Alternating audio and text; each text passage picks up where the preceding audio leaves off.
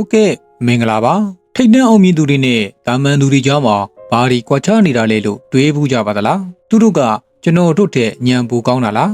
ကံတရားကြောင်လားတကယ်တော့အဲ့ဓာတွေထက်ပိုလေးနဲ့တဲ့အကြောင်းရင်းတွေရှိနေပါတယ်ဒီနေ့မှာတော့စာရေးဆရာကြီးကလစ်ဖို့မီရဲ့စာအုပ်ကိုအခြေခံပြီးတော့ကမ္ဘာအောင်မြင်ဆုံးသူတွေနေ့စဉ်လိုက်နာကျင့်သုံးနေတဲ့လှုပ်ဝက်ချက်9ချက်ကိုတစ်ချက်ချင်းအသေးစိတ်ဖော်ထုတ်ကြည့်ကြရအောင်လူတိုင်းကတော့တကယ်အောင်မြင်ကြတာပဲဒါပေမဲ့ဘာလို့လူနည်းစုလေးကပဲတကယ်ကိုထိတ်ဆုံးကရောက်သွားကြတာလဲဒီမိခွန်းရဲ့အဖြေကလည်းထင်ထားတာတောင်ပိုပြီးရိုးရှင်းနေနိုင်မှာနော်အဲ့ဒါဘာလဲဆိုတော့သူတို့နေ့စဉ်ဘဝမှာအသုံးချနေတဲ့အလုံးအစွမ်းထက်တဲ့အခြေခံမှုတွေရှိနေတာပါအဲ့ဒီအဖြေတွေကိုစာရေးဆရာကြီးကလစ်ဖို့မီရဲ့ချမ်းသာသူနဲ့ကြော်ကြားသူတို့ရဲ့အောင်မြင်မှုလှုပ်ဝက်ချက်9ချက်ဒီစာအုပ်ထဲမှာအသေးစိတ်လမ်းညွှန်ထားပါတယ်ဒါတွေကစာအုပ်ထဲက theory ကြီးပဲတော့မဟုတ်ပါဘူးကိုဘဝကိုတကယ်ပြောင်းလဲပြဖို့ဒီနေ့ကစပြီးချက်ချင်းလက်တွေ့အသုံးချလို့ရတဲ့အခြေခံမူတွေပဲဖြစ်ပါတယ်ကဲအောင်မြင်မှုဘဝကိုတိဆောက်ဖို့အစဉ်အသင့်ရှိကြပြီလားကျွန်တော်တို့စတင်မှုရခိုင်မာတဲ့အခြေခံအုတ်မြစ်ကနေပဲစလိုက်ကြရအောင်လိုဝက်ချက်နံပါတ်1အလေးအကျင့်သည်အနာဂတ်ကိုဖန်တီးသည်ဟုတ်ကဲ့အောင်မြင်မှုရဲ့အုတ်မြစ်ကဘာလဲကြည်ကြဲခိုင်ခံ့တဲ့အရာအလုံးဟာခိုင်မာတဲ့နေ့စဉ်အလေးကျင့်နေပေါ်မှာပဲတိဆောက်ထားတာပါကျွန်တော်တို့တော်တော်များများကလည်းအကျိုးမရှိမှန်းသိတဲ့အလေးကျင့်ရဲ့တန်တရားထဲမှာပဲလက်ပတ်နေကြတဲ့တကယ်အောင်မြင်မှုဆိုတာကကိုလှုပ်ချင်စိတ်မရှိတဲ့ဒါပေမဲ့လှုပ်တင်လှုပ်ထိုက်တဲ့အရာတွေကိုလှုပ်ဖြစ်သွားအောင်အလေးကျင့်ကောင်းတွေငွေးမြူတာပါဥပမာအနေနဲ့ကျွန်တော်တို့မနက်9 နာရီထတာကခက်ခဲနိုင်ပေမဲ့အဲ့ဒီအချိန်ကိုအသုံးချပြီးလှုပ်တင်တာလှုပ်တဲ့အလေးကျင့်ကရေရှည်မှာကြီးမားတဲ့ရလဒ်တွေကိုပေးစွမ်းပါလိမ့်မယ်အကျိုးရှိတဲ့အလေးကျင့်တစ်ခုကိုမွေးမြူလိုက်တိုင်းအကျိုးမရှိတဲ့အကျင့်ဟောင်းတစ်ခုကသူ့လူလိုပျောက်သွားပါလိမ့်မယ်လျှို့ဝှက်ချက်နံပါတ်1အောင်မြင်မှု6ချက်လူတိုင်းမှာတစ်နေ့ကို24နာရီစီပဲပိုင်ဆိုင်ကြတာပါပဲအောင်မြင်တဲ့သူတွေကသူတို့ရဲ့ဦးစားပေးအရာတွေပေါ်မှာတိတ်ကိုတိကျကြတယ်ဒီနေရာမှာရုပ်ရှင်းပေမဲ့အစွမ်းထက်တဲ့ဆက်ဆက်စစ်ဆိုတဲ့အောင်မြင်မှု6ချက်ကအသုံးဝင်လာပါတယ်မနှက်ဖြန်အတွက်အရေးကြီးဆုံးနှိုးဆော်ချက်6ချက်ကိုချရပြီးအရေးပါမှုနံပါတ်အလိုက်နံပါတ်1ကနေနံပါတ်6ထိအစဉ်လိုက်ကိုသတ်မှတ်ရေးလိုက်ပါမနှက်ရောက်တာနဲ့ဘာမှမလုပ်ခင်နံပါတ်1ကိုအရင်ဆုံးအပြည့်တက်ပါဒီနီလာကကိုယ့်ရဲ့တန်မိုးရှိလုံးချိန်တွေကိုအရေးကြီးဆုံးအလုပ်တွေပဲအသုံးပြုမှုလို့အာမခံပါတယ်ကဲအခြေခံအုတ်မြစ်တွေခိုင်မာသွားပြီဆိုတော့ရှေ့ဆက်ရတဲ့အခါကြုံတွေ့ရမယ့်အကြီးမားဆုံးစိတ်ပိုင်းဆိုင်ရာအဟန့်အတားတွေကိုဘယ်လိုကျော်လွှားမလဲဆိုတာကိုဆက်လက်ကြည့်လိုက်ကြရအောင်လှုပ်ဝက်ချက်နံပါတ်3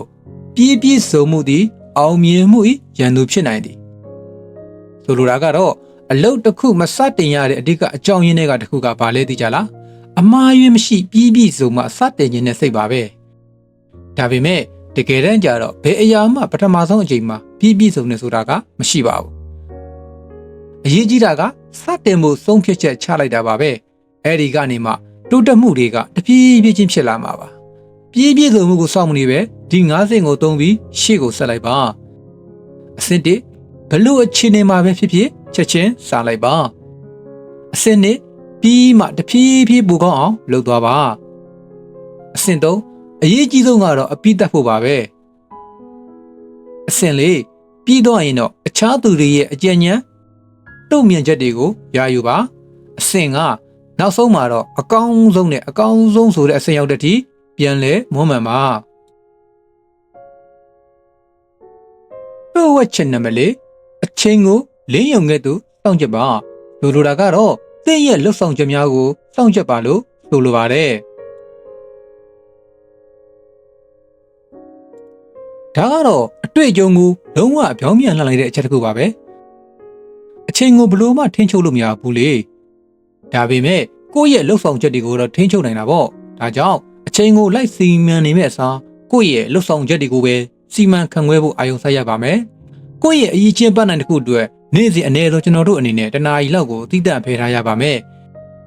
အဲ့ဒီအချိန်တွင်းမှာဖုန်းတွေအီးမေးလ်တွေတခြားဆိုရှယ်မီဒီယာတွေဘယ်လိုအနောက်ရှက်မျိုးကိုမှခွင့်မပြုပါနဲ့ဒါဟာကိုယ့်ရဲ့ပတ်နိုင်အတွက်ပဲတိကျအာရုံစိုက်ရမယ့်အချိန်ဖြစ်ပါတယ်ဟုတ်ပြီ အခုအလုပ်တွေကိုစတင်လှုပ်ဆောင်နိုင်ပြီးအတားအဆီးတွေကိုကျော်လွှားနိုင်ပြီဆိုတော့ရလာတဲ့အရှိန်ဟုန်ကိုရေရှည်မှာဘလို့ထိမ့်သိမ့်သွားမလဲဆိုတဲ့နည်းလမ်းတွေကိုဆက်လက်လေ့လာကြည့်ကြရအောင်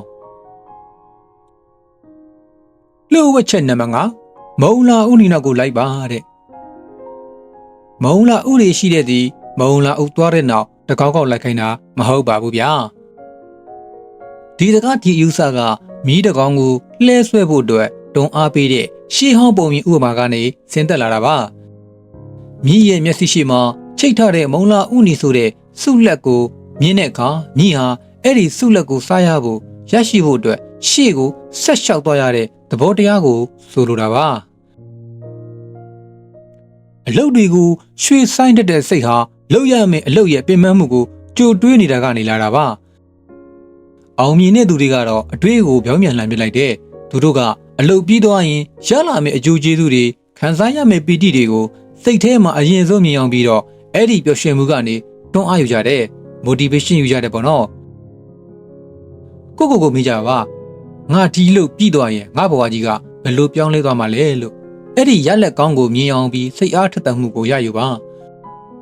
လုပ်ငန်းစဉ်ရဲ့နာကျင်မှုထက်ရရှိလာမယ့်စွလက်ရဲ့ပျော်ရွှင်မှုကိုသာအာယုံစိုက်ခြင်းဟာအလုတ်ရွှေ့ဆိုင်ခြင်းကိုအနံယူနိုင်တဲ့လှုပ်ဝက်ချက်ပါလှုပ်ဝက်ချက်နံပါတ်6တည်ငြိမ်မှုနေရာမှာ The consistency principle အောင်မြင်မှုရဲ့တကယ်အငြင်းသက်ကဘာလဲသိလားတည်ငြိမ်မှုဆိုတဲ့ consistency ပါပဲဒီရထက်အများကြီးလောက်တာကစိတ်လှုပ်ရှားစရာကောင်းပြီမဲ့ရေရှည်မှတော့အရာမထင်နိုင်ပါဘူးတကယ်ဆွမ်းအားအစစ်မှန်ကပန်းနိုင်စီကိုရောက်စီမဲ့လှုပ်ဆောင်ချက်တွေကိုနေတိုင်းမပြတ်မကွက်ထက်ခါအချိန်မှန်လှုပ်ဆောင်ခြင်းမှာပဲရှိနေတာပါတင့်ရဲ့အိမ်မက်တွေကိုနေ့စဉ်ပုံမှန်အစာကျွေးနေဖို့လိုအပ်ပါတယ်လှုပ်ဝက်ချက်နံပါတ်9တလက်မချင်းတိုးတက်ရင်ဘာမဆိုလွယ်ကူသည်တလက်မချင်းတိုးတက်ရင်ဘာမဆိုလွယ်ကူသည်ဆိုတဲ့စကားအတိုင်းပါပဲအောင်မြင်မှုဆိုတာချက်ချင်းရလာတဲ့ထီပေါက်တာမျိုးမဟုတ်ပါဘူးနေ့စဉ်လှုပ်ဆောင်တဲ့သိငယ်တဲ့ခြေလမ်းတွေစူးစီးပြီးတိဆောက်ထားတဲ့ကြီးမားတဲ့ရလဒ်တစ်ခုပဲဖြစ်ပါတယ်သင်ဟာနေတိုင်း100ခန်းနှုံးလေးပဲပိုကောင်းအောင်လှုပ်ဆောင်သွားမယ်ဆိုရင်တနေ့ပြည့်တဲ့အခါမှာ38ဆပိုကောင်းတဲ့အမကန်တိုးတက်ပြောင်းလဲမှုတွေကိုမြင်တွေ့ရမှာပါ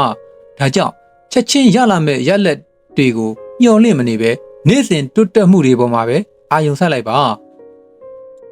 ကဲအခုဆိုရင်အောင်မြင်မှုရဲ့အဆုံးစွန်တော့ချက်ဖြစ်တဲ့အာယုံစူးစိုက်မှုကိုရောက်ရှိလာပါပြီအာယုံစူးစိုက်မှုဆိုတာကတော့ကိုယ့်ရဲ့စွမ်းအင်အလုံးကိုပန်းနိုင်တစ်ခုတည်းပေါ်မှာဓာတ်ရဲ့အာယုံစူးစိုက်ထားတာကိုကျွန်တော်ဆိုလိုတာပါဒါဟာထိတ်တန့်အောင်မြင်သူတွေသိရှိထားပြီးအသုံးပြုနေတဲ့အစွမ်းထက်ဆုံးစွမ်းအားတစ်ခုပါပဲမအောင်မြင်တဲ့သူတွေရဲ့အာယုံစူးစိုက်မှုကနေရာပြတ်နေပြီးအောင်မြင်သူတွေကတော့ကျွန်တော်တို့လေးစားရောင်ကြီးတစ်ခုတည်းလိုပဲနေရာတနေရာတည်းကိုထူးစိုက်ထားကြတယ်အဲ့ဒီလှုပ်ဝက်ချက်9ချက်လုံးကိုပြန်ပြီးခြုံငုံကြည့်လိုက်ရင်အောင်မြင်မှုရဲ့အဓိကတော့ချက်ကအချိန်ကိုစီမံခန့်ခွဲတာမဟုတ်ပဲကိုယ့်ရဲ့လှုပ်ဆောင်ချက်တွေကိုစီမံခန့်ခွဲခြင်းဆိုတဲ့ action management ဖြစ်တယ်ဆိုတာရှင်းလင်းတွေ့ကြရမှာပါကဲတခုဒီအစွမ်းထက်တဲ့လှုပ်ဝက်ချက်9ချက်ကိုသိတော့ကြပြီထင်ပါတယ်အရေးအကြီးဆုံးမေးခွန်းကတော့ဒီအတတ်ပညာကိုလက်တွေ့ဘဝမှာဘယ်လိုသုံးစွဲကြမလဲဘယ်အချက်ကိုအရင်ဆုံးစတင်အကောင့်တွေဖော်မလဲဆိုတာပါပဲအချိန်မဆွဲပါနဲ့အခုပဲစတင်လိုက်ပါဥပမာအလေးချင်းအကောင့်တစ်ခုဖြစ်တဲ့မနဲ့စောထားတာမျိုးကိုစတင်မွေးမြူးကြည့်ပါပြီးရင်ကိုယ့်ဘဝအတွက်အရေးကြီးဆုံးပတ်သက်တစ်ခုတွေကိုအာယုံစိုက်ပြီး success နီလန်နဲ့ကိုယ့်ရဲ့လှုပ်ဆောင်ချက်ကိုစီမံခန့်ခွဲပါဒီနေ့ကစပြီးဒီအခြေခံမူတွေကိုနေ့စဉ်လူမှုဘဝမှာထည့်သွင်းကျင့်သုံးပြီးကိုယ်ပိုင်အောင်မြင်မှုလမ်းကြောင်းပေါ်ကိုတက်လှမ်းလိုက်ကြရအောင်ဟုတ်ကဲ့ကျွန်တော်ရဲ့ဒီဗီဒီယိုလေးကိုသဘောကျတယ်ဆိုရင်တော့ဖြင့် like and subscribe လေးလုပ်ပေးဖို့တောင်းဆိုပါရစေနောက်ထပ်ဗီဒီယိုကောင်းလေးတွေကိုလက်မလွတ်စေဖို့ဘေးကအခေါင်းလောင်းလေးကိုလည်းနှိပ်ပေးထားပါဦးနော်အားလုံးကိုကျေးဇူးတင်ပါတယ်ဗျာ